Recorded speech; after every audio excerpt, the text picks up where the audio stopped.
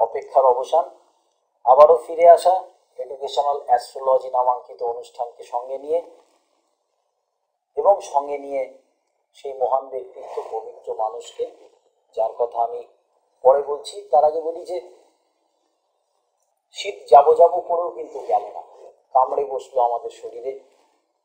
তবে উপভোগ্য শীতটা, কিন্তু অনেকের ক্ষেত্রে কিন্তু এটা শারীরিক অসুস্থতার কারণে।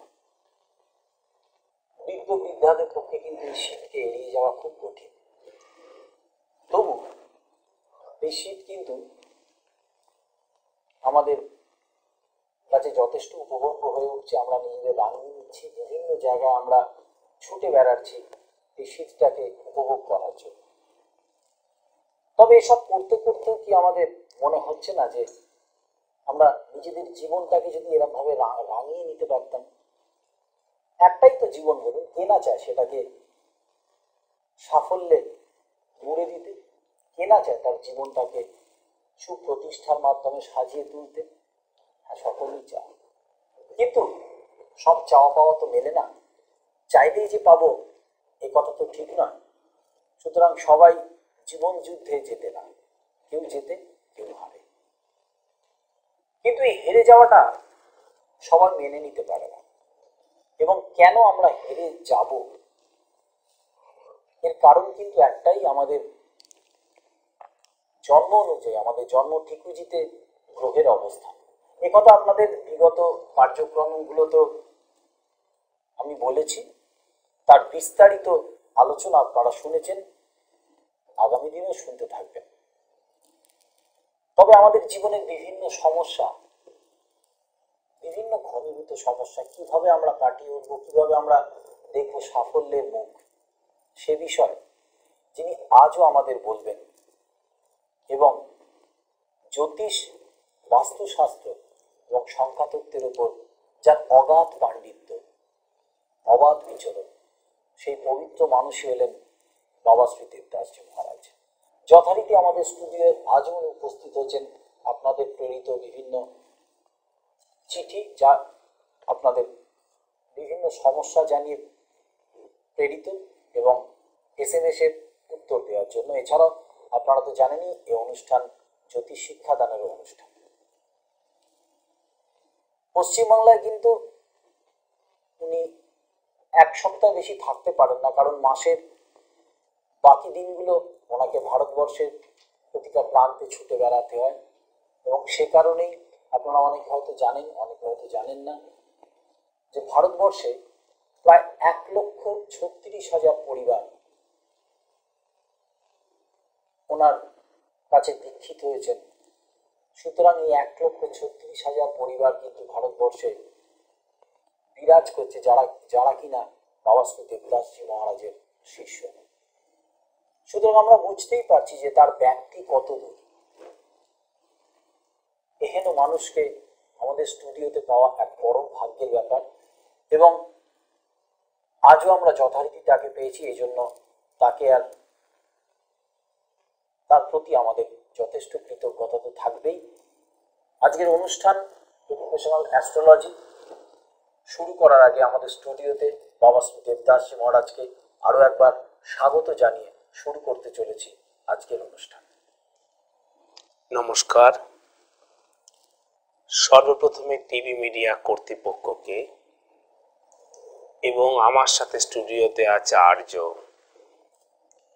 আর্য বসু রায়, এবং তোমাদের জনপ্রিয় টিভি মিডিয়াতে এই মুহূর্তে এই অনুষ্ঠান দেখবার জন্য যারা তোমরা টিভি সেটের সামনে এসে উপস্থিত, তোমাদের সকলকে আমার প্রীতি ও শুভেচ্ছা জানিয়ে, এবং সর্বমঙ্গলময়, সর্বশক্তিমান, সর্বমঙ্গলময়ী জগজ্জননী শ্রী শ্রী তারা মায়ের চরণে তোমাদের জীবনের সার্বিক মঙ্গল প্রার্থনা করে অনুষ্ঠান শুরু করছে এডুকেশনাল অ্যাস্ট্রোলজি। মায়ের চরণে প্রার্থনা করি, হে ভগবান, সকলের মঙ্গল করো, হে ভগবান, সকলকে রোগ থেকে আরোগ্য দাও, সকলকে ধন দাও, ঐশ্বর্য দাও, মান দাও, যশ দাও, ধন সম্পদ ঋদ্ধি সিদ্ধি বৈভব দাও, সুখ দাও, শান্তি দাও, শিক্ষা দাও, জ্ঞান দাও। হে ভগবান, সকলের ভালো করো। ভক্তগণ, আমরা আলোচনা করছিলাম ইষ্ট দেবতা নিয়ে। কোন নক্ষত্রে জন্মগ্রহণ করলে কি হবে ইষ্ট দেবতা, ইষ্ট দেবতার রূপ কি হবে। আজকে আলোচনা করব উত্তর ফাল্গুনী, অর্থাৎ যদি তোমার 12 নম্বর নক্ষত্রে জন্ম হয়, 12/5, 12/5, উত্তর ফাল্গুনী মানে 12 নম্বর নক্ষত্র, আর 5 মানে সিংহ রাশি। যদি তোমার সিংহ রাশি উত্তর ফাল্গুনী নক্ষত্র হয়, তাহলে তোমার ইষ্ট দেবতা কি হবে। ভক্তগণ, তুমি পুরুষ হও বা নারী, যদি তোমার 12 নম্বর নক্ষত্র, যদি তোমার উত্তর ফাল্গুনী নক্ষত্রে জন্ম হয়, তাহলে জানো যে তোমার ইষ্ট দেবতা কি হবে, কি হবে তার রূপ। যদি জানো তো ভালো, যদি না জানো তো নোট করে নেবে। পুরুষ হও বা নারী, তোমার পক্ষে ইষ্ট দেবতা হচ্ছেন দুর্গতি নাশিনী দেবী দুর্গা। দেবী দুর্গা, ওম শ্রী দুর্গে দুর্গে রক্ষতে রক্ষতে সাহা। দেবী দুর্গা হচ্ছেন তোমার ইষ্ট দেবতা। দুর্গা মূর্তি, দুর্গা রূপ তোমার ইষ্ট দেবতা। তা বলে কি তোমাকে প্রতি বছর বাড়িতে ঘটা করে দুর্গা পুজো করতে হবে কয়েক হাজার টাকা ব্যয় করে? না না, এত কিছুর দরকার নেই। ভগবান ধনী নয়, ভগবান গরিবের নয়, ভগবান শিক্ষিতের নয়, ভগবান অশিক্ষিতের নয়, ভগবান রূপবানের নয়, ভগবান কুৎসিতের নয়, ভগবান ফর্সার নয়, ভগবান কালোর নয়, ভগবান ভক্তের। ভক্তের ভগবান, তাকে কোনো ডোরেই তো বাধা যায় না, ভক্তির ডোরেই তাকে একমাত্র বাধা যায়। তাই শুধু 3টি মন্ত্র, দুর্গতি নাশিনী দেবী দুর্গার আহ্বান মন্ত্র, দুর্গতি নাশিনী দেবী দুর্গার ধ্যান মন্ত্র এবং দুর্গতি নাশিনী দেবী দুর্গার প্রণাম মন্ত্র। এটুকুই জানলেই তুমি পঞ্চতিথির দুর্গা পূজার দেবী আরাধনার সম্পূর্ণ শুভ ফল তুমি লাভ করতে পারবে। শুধু এই মন্ত্রগুলো তোমাকে নিয়ম মেনে জপ করতে হবে। ইষ্ট দেবতার মন্ত্র, যেটা টিভি মিডিয়াতে বলা যায় না, যেটা একের সাথে 10-এর বলা যায় না, একের সাথে বহুর বলা যায় না। 1:1, একজন বলবে আর একজন শুনবে, গুরুদেব বলবে, শিষ্য শুনবে, পণ্ডিত বলবে, ভক্ত শুনবে। সেই হচ্ছে 1:1 এই মন্ত্রের গুণ, এই মন্ত্রের পদ্ধতি। ইষ্ট দেবতা উত্তর ফাল্গুনী নক্ষত্রের জন্য দেবী দুর্গা। আমি আলোচনা করব, তার আগে আমরা দেখব কি কি চিঠি এসেছে, কি কি SMS এসে এখানে পৌঁছেছেন। চিঠি বা SMS দিয়ে তুমি শুরু করো আর্য। আমাদের প্রচুর যথারীতি আপনাদের বলি যে আমাদের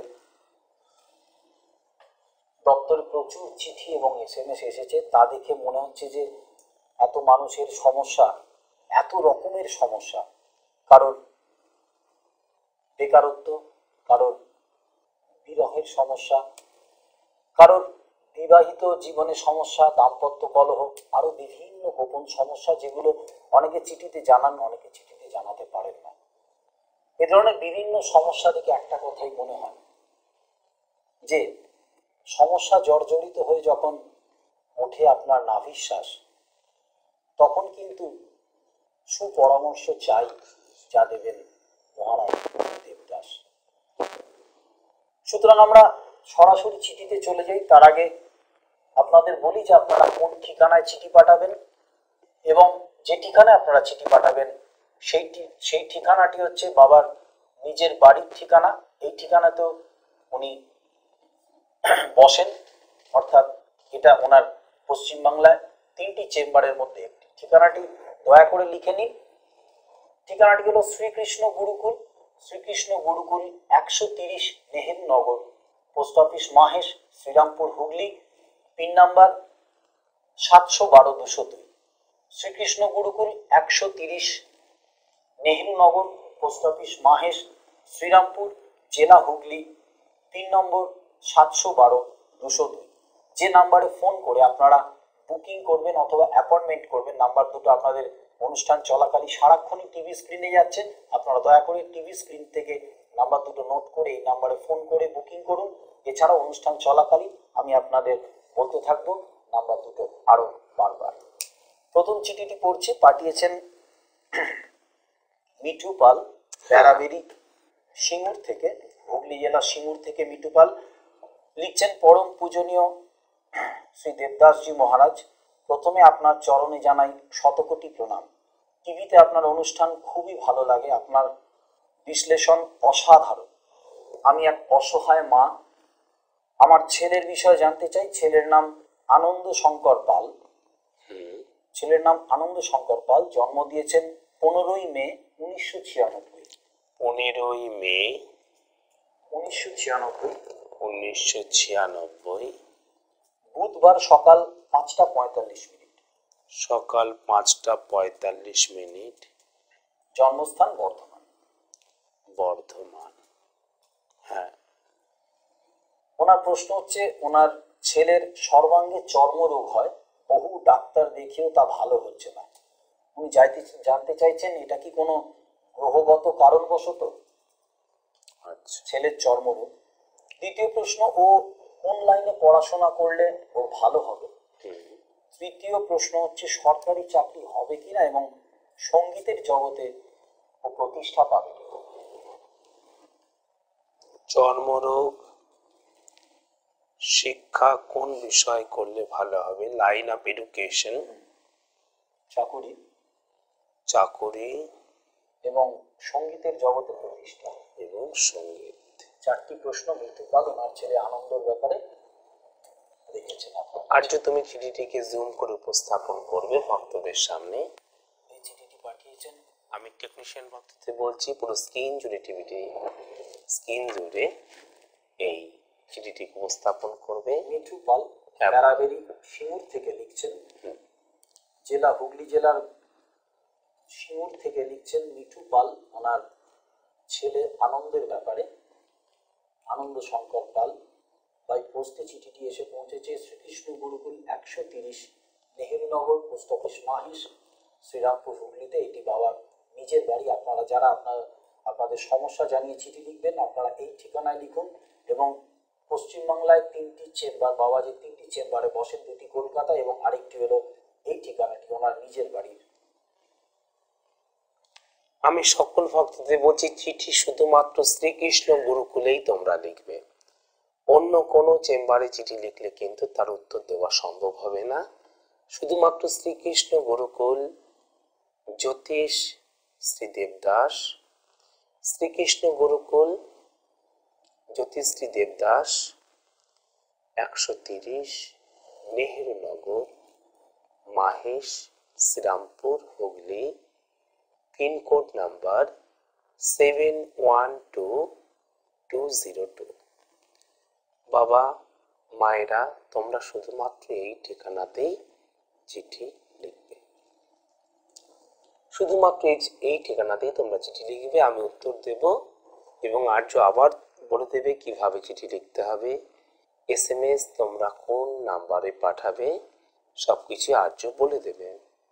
আবার বললাম একবার যে শ্রীকৃষ্ণ গুরুকুল ওপরে লিখবে বাবা শ্রী দেবদাস, শ্রীকৃষ্ণ গুরুকুল বাবা Shri Debdas, 130 Nehru Nagar, post office, Mahesh, Serampore, district Hooghly, West Bengal তো জানোই। Pin code number 712202।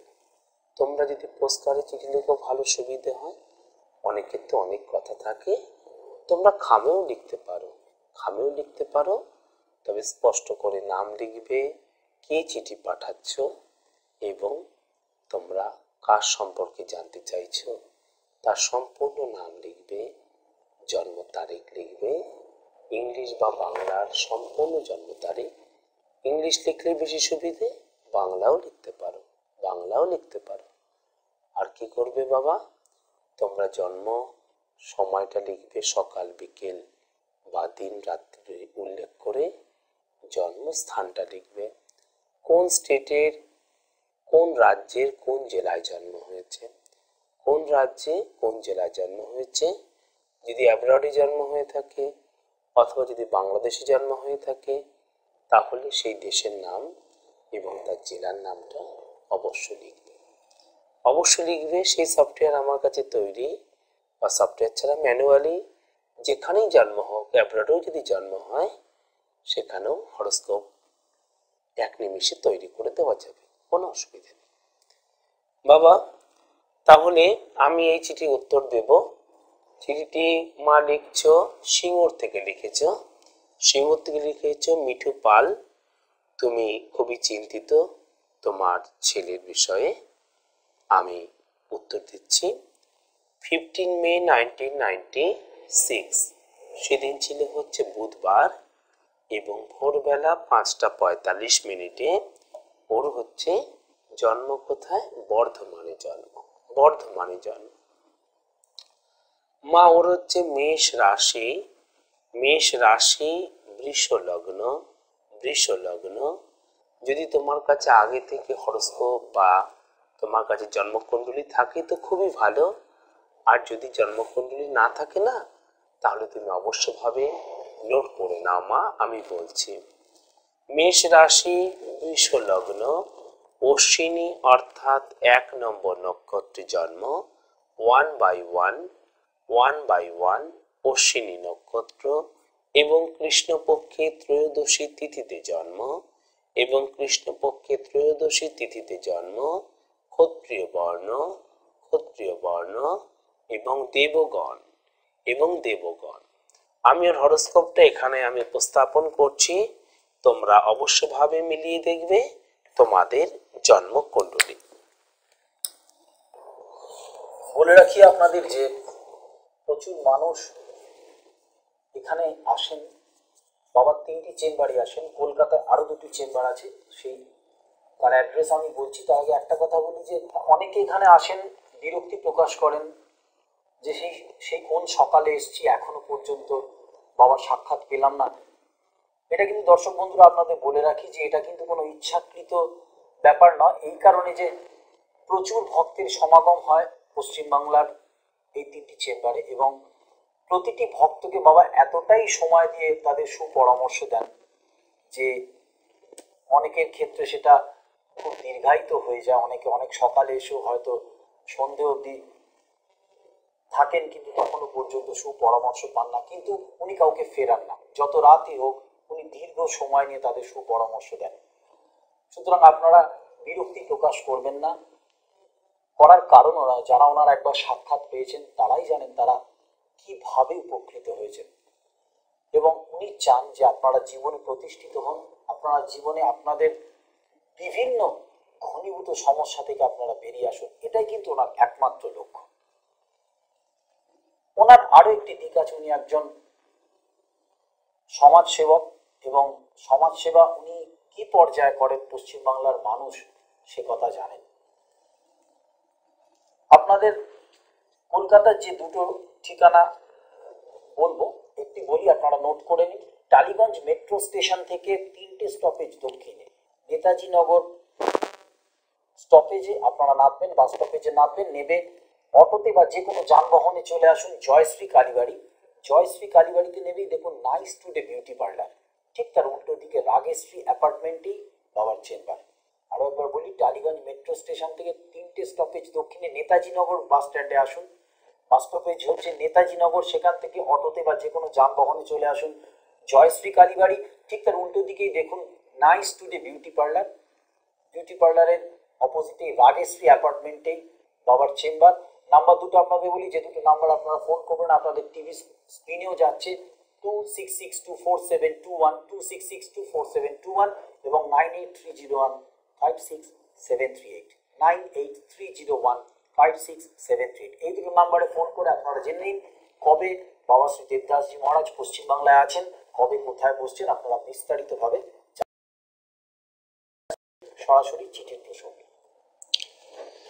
তাহলে মা এখানে ওর যেটি গ্রহ অবস্থান আছে, যে ওর জন্মকুণ্ডলিতে এখানে আছে মঙ্গল আর চন্দ্র, এখানে আছে লগ্ন রবি আর বুধ, এখানে আছে শুক্র, এখানে কোনো গ্রহ নেই, এখানে কোনো গ্রহ নেই, এ ঘরে আছে রাহু, এখানে কোনো গ্রহ নেই, এখানে কোনো গ্রহ নেই, এখানে আছে বৃহস্পতি, এখানে গ্রহ নেই, এ ঘরে গ্রহ নেই, শনি কেতু।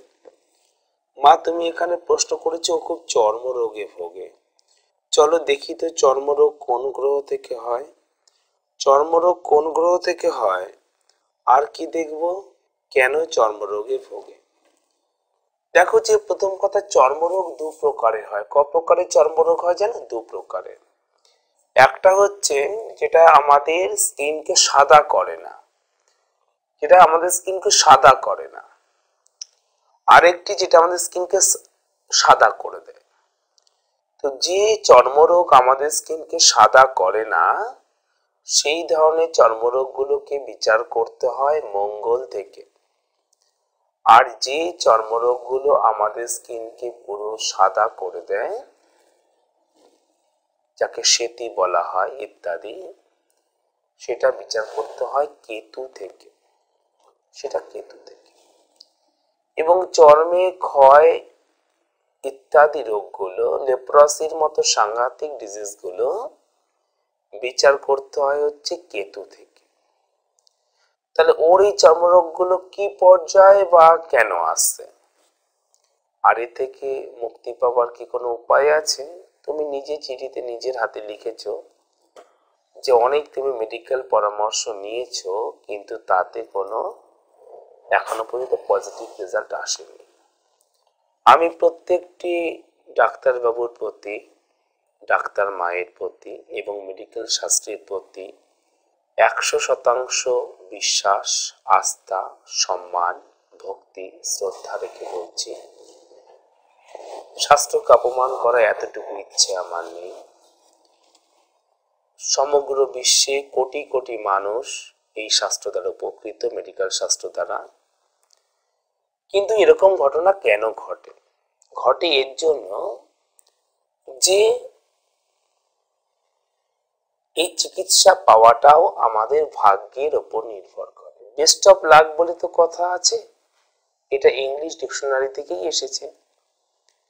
তো যখন আমাদের গ্রহ আমাদের বিরূপ থাকে, সেই গ্রহের নেগেটিভ প্রভাব যখন পড়ে, তখন আমরা জীবনে সঠিক যোগাযোগ পাই না, অথবা বিখ্যাত বিখ্যাত বিখ্যাত বিখ্যাত ডাক্তারবাবুরাও সেই রোগীর ক্ষেত্রে সঠিকভাবে তার চিকিৎসাকে পৌঁছতে পারেন না। এমন হয় যে ডাক্তারবাবু 6খানা ডেট দিয়েছেন, দুটো ডেটে ডাক্তারবাবু সেখানে ভিজিট করলেন বা দেখাতে পারলেন, সেই পেশেন্ট গিয়ে দেখাতে পারলেন। থার্ড ভিজিটে যে ডেট দিয়েছিলেন, পেশেন্ট সেই ডেটে যেতে পারলেন না, ডাক্তারবাবু ব্যাঙ্গালোর চলে গেলেন, বা ডাক্তারবাবু চেন্নাই চলে গেলেন, বা তিনি অ্যাব্রড চলে গেলেন। ফলে কি হলো না, কোর্সটা কন্টিনিউ হলো না। এরকম সমস্যা দেখা দেয়। এবং এটাও দেখা দেয় যে বিখ্যাত, কারণ সবাই তো মানুষ, ডাক্তার হন, তিনি মন্ত্রী হন, তিনি জ্যোতিষ হন, তিনি লেখক হন, সকলেই তো মানুষ। তো বহু বিখ্যাত ডাক্তারবাবু, যিনি আজ পর্যন্ত শত শত হাজার হাজার মানুষকে আরোগ্য দিয়েছেন, তিনি সেক্ষেত্রে কোনো ভ্রমের শিকার হলেন, হয়তো তার ব্যক্তিগত জীবনে, তার পারিবারিক জীবনে কোনো টেনশন ছিল সেই দিনটাতে, সেই জন্য তিনি সঠিকভাবে হয়তো মনোনিবেশ করতে পারলেন না, হয়তো তার শারীরিক অসুস্থতা ছিল, এরকম কোনো সমস্যা তো মানুষ দুর্ভাগ্যের শিকার হয়। তো এমন নয় মা যে মেডিকেল শাস্ত্র এখানে এখানে এখানে প্রযোজ্য নয়, ব্যাপারটা সেটা নয়। ব্যাপারটা গ্রহ যদি তোমার বিরূপ হয় তাহলে এখানে মেডিকেল শাস্ত্র উপরেও একটা ভ্রমের পর্দা ঢেলে দিচ্ছে, একটা ভ্রমের পর্দা, একটা ভুলের পর্দা, একটা মিসকমিউনিকেশনের পর্দা, একটা কমিউনিকেশন গ্যাপের একটা জায়গা সৃষ্টি করছে। এটাই হচ্ছে দুর্ভাগ্য, এটা দুর্ভাগ্য রূপে আমাদের জীবনে দেখা দেয়। তো এর জন্য মা তোমাকে যেটা করতে হবে, এই ঘটনাটা ঘটলো কেন, তুমি যে সমস্ত ডাক্তারের কাছে গেছো তারা অনেক হাজার হাজার মানুষকে আরোগ্য দিয়েছেন, মহান ব্যক্তি, তারা সমগ্র জীবন এই শাস্ত্রের প্রতি তারা নিবেশ করেছেন, কিন্তু এখানে তোমার ক্ষেত্রে তুমি হলো না বা হচ্ছে না, হয়তো হবে, হচ্ছে না। কেন হচ্ছে না? হচ্ছে না যেটা তার কারণ হচ্ছে যে এখানে কেতু হচ্ছে আর মঙ্গল হচ্ছে এই চর্মরোগের কারণ। তো দেখো যে 1 2 3 4 5 6 7 8 9 10 11 12 মঙ্গলটা 12 নম্বর ঘরে গিয়ে ভৌমদোষ করে ফেলেছে, আর কেতুটা শনির সাথে জুড়ে গেছে। রাহু আর শনি বাধা বিপত্তি যুগের মধ্যে কেতুটা বসে আছে, এটাই চর্মরোগের কারণ। তুমি এই ভৌমদোষের প্রতিকার করো, তুমি ভৌমদোষের প্রতিকার করো, তুমি বাধা বিপত্তি যুগের প্রতিকার করো, দেখো এই সমস্যা থাকবে না, এই চর্মরোগ ভালো হবে। এই চর্মরোগ ভালো হবে তখন দেখবে যে তুমি আর এই দুর্ভাগ্যের শিকারটা হচ্ছ না, তুমি এই দুর্ভাগ্যের শিকারটা হচ্ছ না। তোমার এই গ্রহ বিরূপ বলে, ওর এই গ্রহ বিরূপ বলে এই দুর্ভাগ্যের শিকারটা হচ্ছে, তবে আজীবন ওকে এই চর্মরোগ কিন্তু বয়ে নিয়ে চলতে হবে না, আজীবন ওকে এই চর্মরোগ বয়ে নিয়ে চলতে হবে না। এবার মা তুমি জিজ্ঞেস করেছো যে লাইন অফ এডুকেশন, কোন দিকে শিক্ষা ভালো হবে। দেখতে পাচ্ছ ওর এখানে লগ্নে রবি বুধ, ওর এখানে রবি বুধ লগ্নে, বুধ শুক্রের মধ্যে ইন্টারচেঞ্জ। ইন্টারচেঞ্জ ব্যাপারটা কি হলো চলো দেখি। দেখো এখানে লগ্নে রবি বুধ বুধাদিত্য যোগ, জ্যৈষ্ঠ মাসে জন্ম, লগ্নে রবি বুধ বুধাদিত্য যোগ, শুক্র গেছে বুধের ঘরে, বুধ এসেছে শুক্রের ঘরে। ও জীবনে বুদ্ধিজীবীর কাজ করবে, ও জীবনে বুদ্ধিজীবীর কাজ করবে, ও জীবনে স্বাধীন জীবিকাতে উন্নতি করবে, জীবনে 33 বছর 6 মাস পর্যন্ত চাকরি করবে, তারপরে সেই চাকরি ছেড়ে ও স্বাধীন জীবিকা আত্মনিয়োগ করবে। বুদ্ধিজীবী জীবিকা ও জীবনে গ্রহণ করবে, এটাই ওর পক্ষে জীবনে ভালো হবে। ওর এখানে যা স্থিতি আছে তাতে ও জয়েন্ট দিয়ে মেডিকেলে আসতে পারবে, ও জয়েন্ট দিয়ে মেডিকেলে আসতে পারবে, ও নিজেই একজন ডাক্তার হতে পারবে। আর যদি ও মেডিকেল লাইনে আসতে তাহলে সার্জারি নয় মেডিসিনের উপর থাকাটা বেশি বুদ্ধিমানের কাজ হবে। আদারওয়াইজ ও যদি ম্যানেজমেন্ট লাইনে যায়, রবিটা তো খুব ভালো আছে, সেদিকে খুব ভালো সফলতা পাবে, সেদিকে ও খুব ভালো সফলতা পাবে। ওর জীবনে 24 বছর 6 মাস 12 দিন পরে চাকরির যোগ শুরু হচ্ছে। 24 বছর 6 মাস 12 দিন পর চাকরির যোগ শুরু হচ্ছে, চাকরির যোগটা চলবে ও চাকরিটা করবে 33 বছর বয়স, তারপর আর করবে না, ছেড়ে দেবে। চাকরি ছেড়ে স্বাধীন জীবিকায় আসবে এবং স্বাধীন জীবিকা চাকরির থেকে অনেক বেশি আয় করবে। স্বাধীন জীবিকায় চাকরির থেকে অনেক বেশি আয় করবে। দ্বিতীয় প্রশ্ন করেছি তুমি চাকরি, যেটা আমি উত্তর দিয়েই দিলাম তোমাকে। এবার চতুর্থ প্রশ্ন হচ্ছে সঙ্গীত। চলো সঙ্গীত কি বলছে দেখি।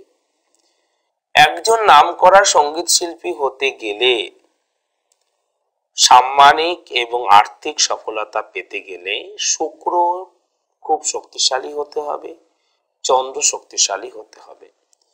শুক্র এখানে খুব শক্তিশালী না হলেও শক্তিশালী তো বটেই, চন্দ্র কিন্তু দ্বাদশে, অত শক্তিশালী নয়। ফলে এই সঙ্গীত বিষয়টা, এই কালচারাল অ্যাক্টিভিটির বিষয়টা ওর হবি হিসেবে রাখাটাই বেশি বুদ্ধিমানের কাজ হবে। এটাকে যেন প্রফেশন হিসেবে না নেয়, এটাকে যেন প্রফেশন হিসেবে না নেয়। এবার এই যে আমি যে তোমাকে শুভ কথাগুলো বললাম যে বুদ্ধিজীবী কাজ করবে, ও যে জীবনে অনেক আয় করবে, 33 বছরের পরে আরো ভালো আয় হবে, ওর এই চর্মরোগ দূর হবে, এগুলো তখনই অ্যাক্টিভেট হবে, এগুলো তখনই ফলবে যখন এই ভৌমদোষ আর এই শনি রাহু বাধা বিপত্তি যুগের প্রতিকার হবে। এর জন্য তুমি একটা শুভ তিথি দেখে, একটা শুভ তিথির আগে তুমি অভিজ্ঞ কোনো অ্যাস্ট্রোপামিস্টের তুমি পরামর্শ গ্রহণ করো মা। শুভ তিথি দেখে তুমি পরামর্শ গ্রহণ করো। আমি বলে দিই ওর শুভ তারিখগুলো, শুভ রং তুমি একটুখানি নোট করে নাও। 5, 6, 8, 14, 15, 17, 23, 24, 26 এগুলো হচ্ছে শুভ তারিখ এবং শুভ সংখ্যা। সোনালী, রূপালী, ইন্ডিগো আর স্কাই ব্লু হচ্ছে শুভ রং। এছাড়া ইয়েলো চলবে। ও গোল্ডেন কালারের, গোল্ডেন বডির পেন ব্যবহার করবে, ইয়েলো রুমাল ব্যবহার করবে, ইয়েলো বেডশিট ব্যবহার করবে, ইয়েলো টাওয়েল ব্যবহার করবে। ওর মাঙ্গলিক চিহ্ন হচ্ছে পদ্ম, ওর মাঙ্গলিক চিহ্ন হচ্ছে পদ্ম। ঘরের দরজার ওপরে, আলমিরার ওপরে পদ্ম চিহ্নটাকে রাখবে এবং ও স্টাডি রুমে তো পদ্ম চিহ্ন যেন অবশ্যই থাকে। এবং ওর পক্ষে শুভ দিকটা বলে দেই। শুভ দিকটা হচ্ছে ওর পক্ষে উত্তর এবং পূর্ব। উত্তর দিকে মাথা দিয়ে ঘুমোবে বা পূর্ব দিকে মাথা দিয়ে ঘুমোবে। উত্তর দিকে ফেস করে যে কোনো শুভ কাজ করবে বা পূর্ব দিকে ফেস করে যে কোনো শুভ কাজ করবে। প্রতি মঙ্গলবার দিন কেশর এবং দইয়ের তিলক লাগাবে। এই অনামিকা আঙুলটা বাদ দিয়ে নয়, এই অনামিকা আঙুলটা দিয়েই, বাকি আঙুলগুলো বাদ দিয়ে অনামিকা আঙুলটা দিয়ে দই আর কেশরের তিলক লাগাবে প্রতি মঙ্গলবার। এবং শুক্রবার দিন কাঁচা ছোলা খাবে আর কাঁচা বাদাম খাবে। কাঁচা ছোলা আর কাঁচা বাদাম খাবে। এবার একটা মন্ত্র বলে দেই, লিখে নাও। তমেব তমেব মাতা মাতা পিতা পিতা তমেব তমেব। এবার নিচে লেখো তমেব তমেব বন্ধু বন্ধু সখা সখা তমেব তমেব। এবার তার নিচে লেখো তমেব তমেব বিদ্যা বিদ্যা দ্রবিণং দ্রবিণং তমেব তমেব। এবার তার নিচে লেখো তমেব তমেব সর্বম সর্বম মম মম দেব দেব ও দেব ও দেব। এটাকে কিভাবে তুমি জপ করবে? এভাবে তমেব মাতা পিতা তমেব তমেব বন্ধু সখা তমেব তমেব বিদ্যা দ্রবিণং তমেব তমেব সর্বম মম দেব দেব। এইভাবে যদি করো তুমি কিছু সুফল পাবে, কিন্তু এই মন্ত্রের সম্পূর্ণ সুফলটা কিন্তু পাওয়া যাবে না। এই মন্ত্রের সম্পূর্ণ সুফলটা কিন্তু পাওয়া যাবে না। সেই জন্য এর ছন্দে যদি এটাকে তুমি জপ করো তো এর 100% শুভ ফল পাবে। তবে এর 100% শুভ ফলটা এক্ষেত্রে পাওয়া যাবে। কিভাবে এই ছন্দে করবে, কিভাবে ছন্দে করতে হয়? তমেব মাতা পিতা তমেব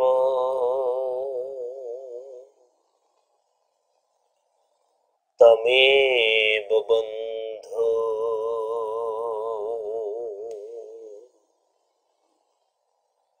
সখা তমেব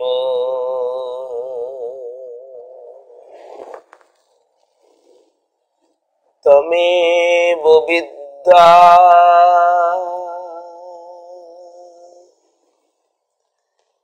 দ্রবীণং তমেব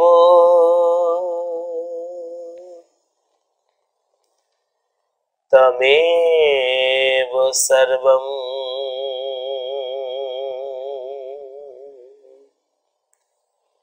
মম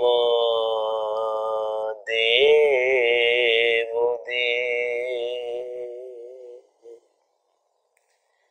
এই ছন্দে যদি তুমি এই মন্ত্রটাকে জপ করতে পারো, 28 বার যদি জপ করতে পারো তো খুবই ভালো। আর যদি তা না করতে পারো তাহলে সাধারণভাবে 108 বার জপ করবে। মা তুমি যদি ওর হয়ে জপ করো তাহলেও চলবে, তুমি তো মা জন্মদাত্রী মা, সেই জন্য তুমি যদি পুত্রের কল্যাণার্থে তুমি যদি মা জপ করো তাতেও পুত্রের কল্যাণ হবে। এই নিয়মগুলো মেনে চলো কেমন।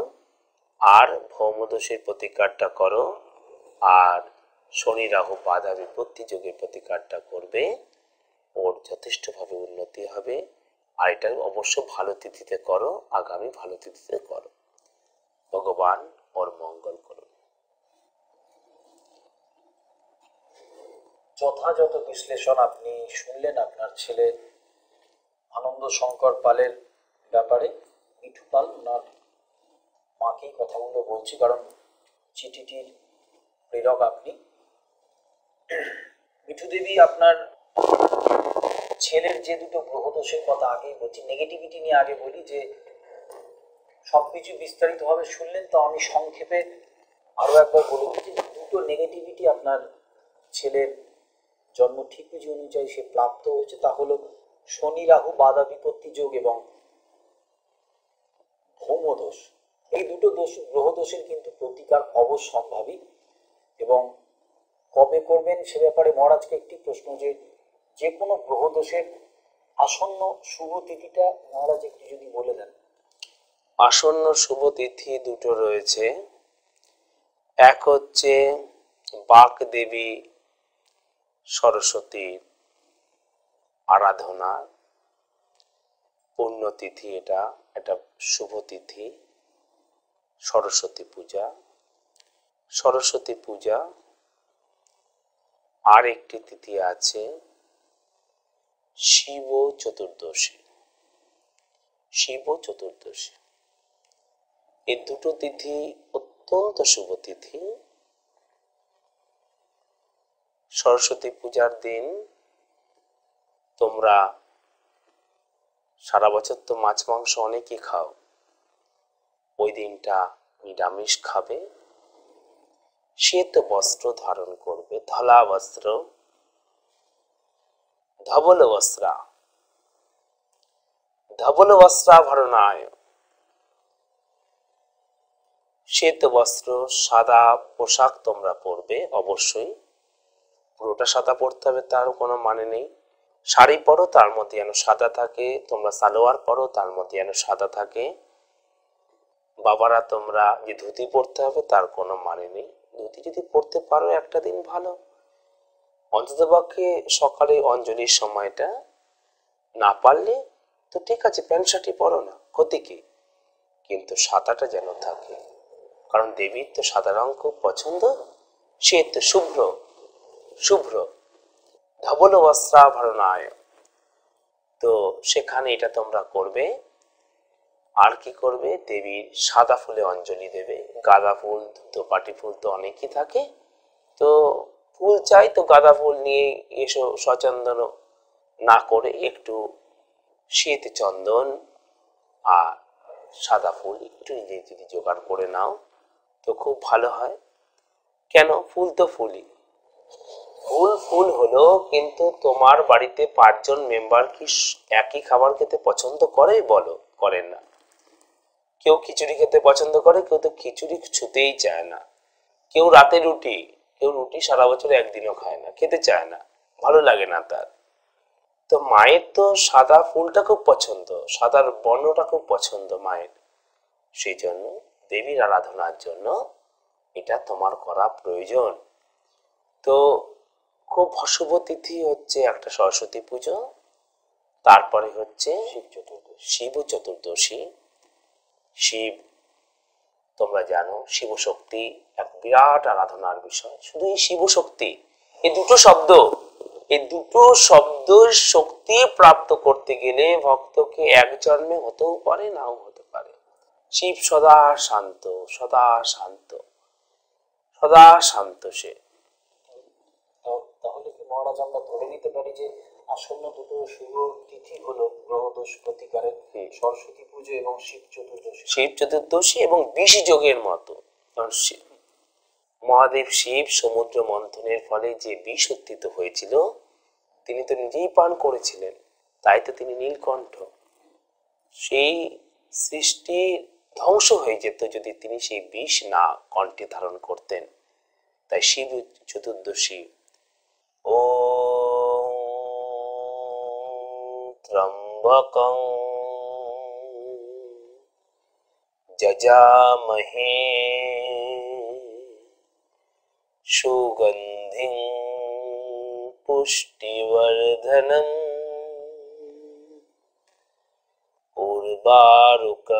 উর্বারুকমিব বন্ধনায় মৃত্যুমুক্ষীয়মামৃতাৎ।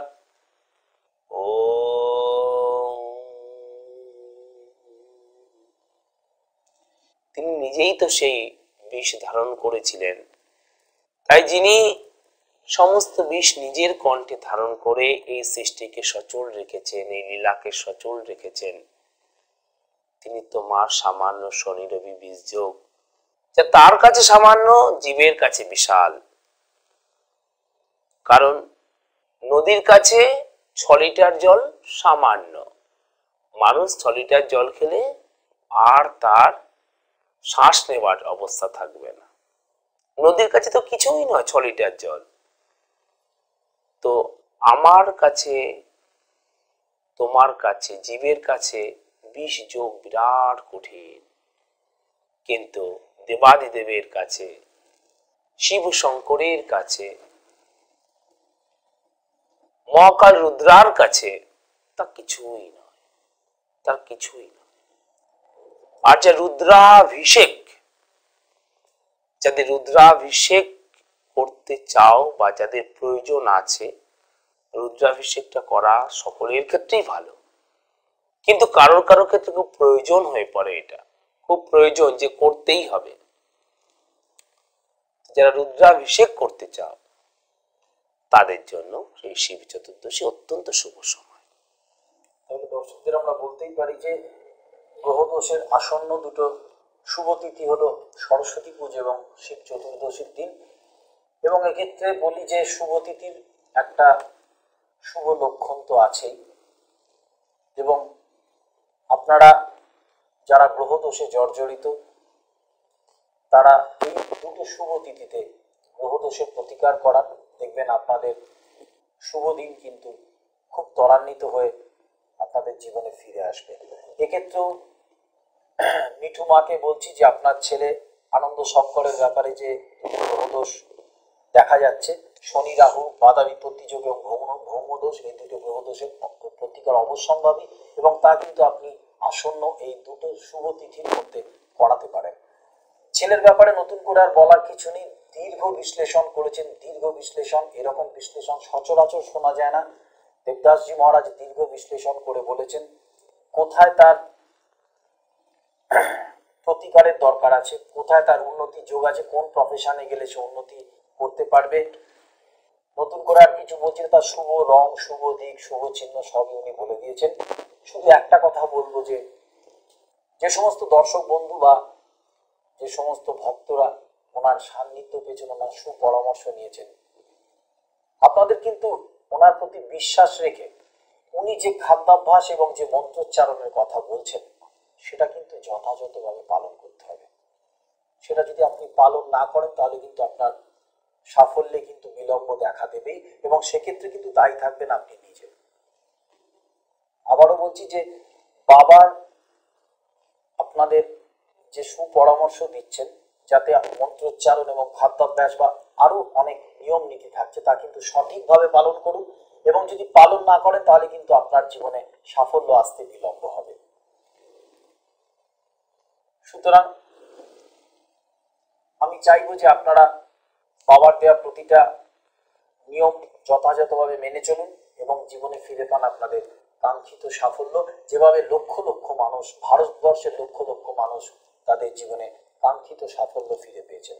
সল্টলেকের আরো একটি ঠিকানা বলি যেখানে উনি বসেন, তা হলো good luck point. Good luck point AE by 497, good luck point AE by 497, quality bus stop, sector 1, Salt Lake, Kolkata 64। Number দুটো আরো একবার বলি, যে দুটো নাম্বারে আপনারা ফোন করে অ্যাপয়েন্টমেন্ট নিয়ে তারপরেই আসবেন।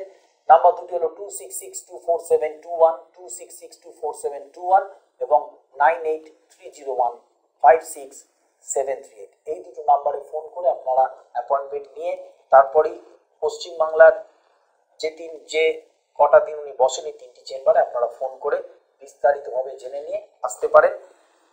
কথায় কথায় দেখুন কিভাবে আজকের কার্যক্রমের 50টি মিনিট অতিবাহিত হয়ে গেল। এই অনুষ্ঠান যারা বিগত দিনে দেখেছেন, যারা আজকে দেখলেন, আমি নিশ্চিতভাবে বলতে পারি যে আগামী দিনে কিন্তু প্রতি সপ্তাহে 2টো দিন এই অনুষ্ঠান দেখার জন্য আপনারা অধীর আগ্রহে অপেক্ষা করবেন। আর আপনারা যারা জীবনে জ্যোতিষ শিক্ষা নিয়ে সমাজের বুকে নিজেকে একজন প্রতিষ্ঠিত জ্যোতিষী হিসেবে মেলে ধরতে চান, তাদের জন্য বাবা শ্রী দেবদাসজি মহারাজ আশ্রমের এত কাজের ব্যস্ততার মধ্যে নিজের বাড়িতে শ্রীকৃষ্ণ গুরুকুলে জ্যোতিষ শিক্ষাদানের আয়োজন করেছেন এবং তা কিন্তু সঠিক জ্যোতিষ শিক্ষাদান। আপনারা যারা জ্যোতিষ শিক্ষা গ্রহণে আগ্রহী তারা এই ঠিকানায় যোগাযোগ করতে পারেন, এই নাম্বারে ফোন করে যোগাযোগ করতে পারেন। আজ এই কথা বলেই আপনাদের থেকে বিদায় নেব, না চিরতর নয়, কথা দিলাম ফিরে আসবো আগামী সপ্তাহে এই মহান ব্যক্তিকে সঙ্গে নিয়ে এবং এই অনুষ্ঠানকে সঙ্গে নিয়ে। ততক্ষণ সঙ্গে থাকবেন, ভালো থাকবেন।